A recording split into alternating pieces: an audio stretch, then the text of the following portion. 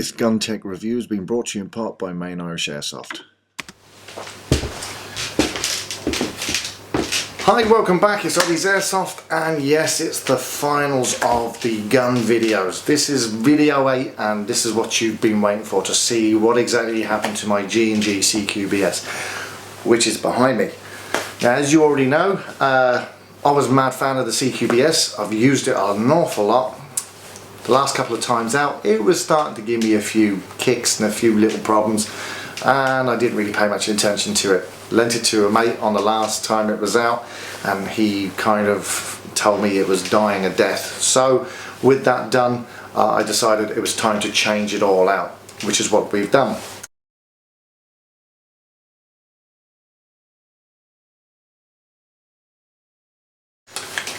So this is it, this is her, this is the new Crystinator.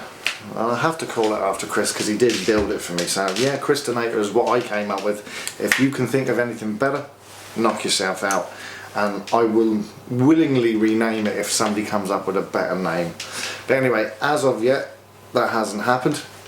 So really running through very quickly.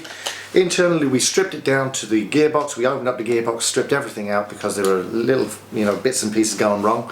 I.e., we had a pin missing off the sector gear, and we had a complete meltdown of the piston. Piston head was blown and a few other bits and pieces. So we put in new King Arm high-speed gears. We put in a new classic Army trigger with heavy silicone wire.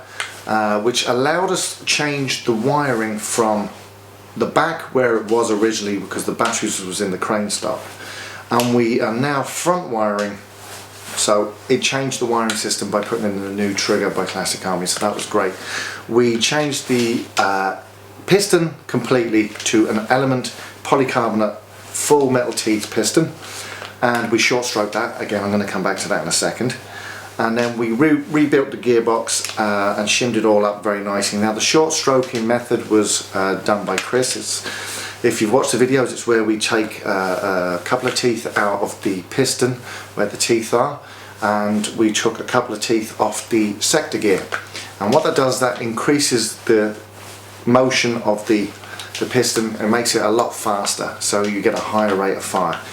Now, there have been a few comments already in the series of videos, people talking about that, keeping springs as stock, short stroking actually reduces your rate of FPS. Yes, it does sometimes. There's a lot more to the internals of a gun than just one thing, i.e. the spring. You have to take into account a number of different things happening before you can come to the conclusion that it's going to really sort of bring down the rate of fire.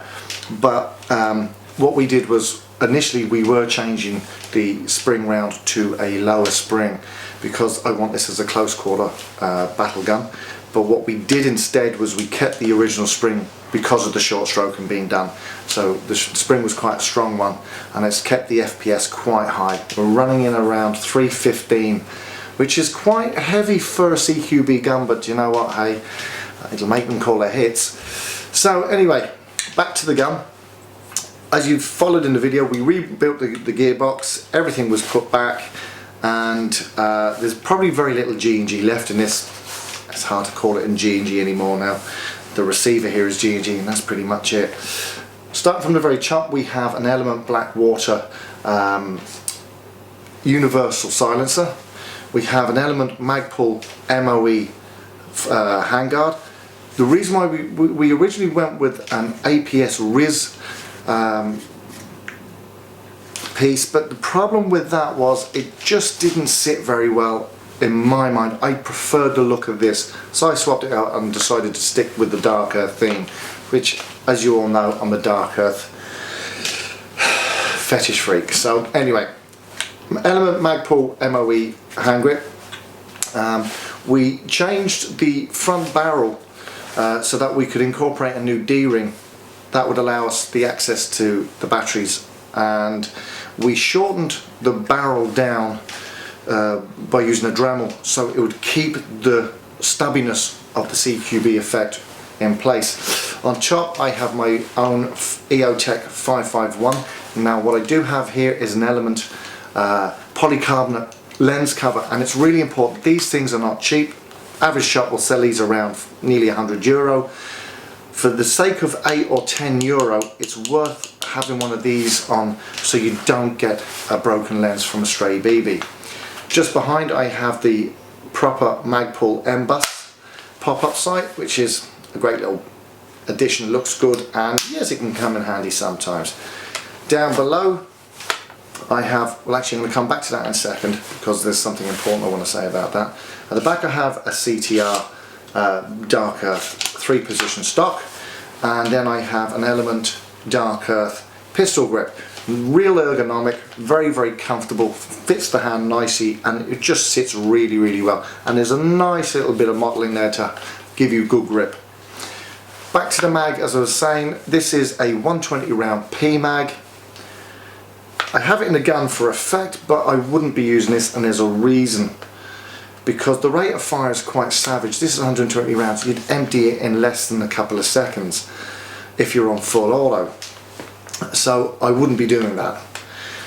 So I'd be using something else instead. This is my King Arm P-Mag wannabe, and it's in Dark Earth. It looks absolutely savage when it's in, looks very good, and it takes 450 BBs, and it's the typical wind-up job. Had to do a little bit of modding on the mag as well. What we did was we had to slightly Dremel out a little bit of the catch here for the mag catch, because it wasn't sitting at 100% perfectly, it wasn't catching. And also we just had to shave a nudge, and I mean sort of a small bit, just off the top, and it helped for it to sit and bed in to the mag well perfectly, and now we have no problems, it feeds flawlessly. So all in all, very impressed with the gun. It's exactly down my alley for what I'm looking for. I love it, and I'm going to be very happy using this. So I'm going to give you a quick test. As you can see, the trigger response is very crisp, very snappy, and on full auto she's quite a chainsaw. So this has been Oddie's Airsoft. I hope you have enjoyed the number of videos we've put together, all 8 of them. I just want to say again a big thanks to Chris. I have to tell you, I'm so glad that this little series is over, because you wouldn't believe the amount of time and effort in filming, in editing, discarding, redoing we've had to do to get this series put together. So again, big thanks to Main Irish Airsoft for all their help, and this has been Oddie's Airsoft. We're going to be seeing a lot more of these kind of videos in the near future. So talk to you soon, and I'll see you out there. Oddie's Airsoft would again like to thank Chris and Main Irish Airsoft for all their help.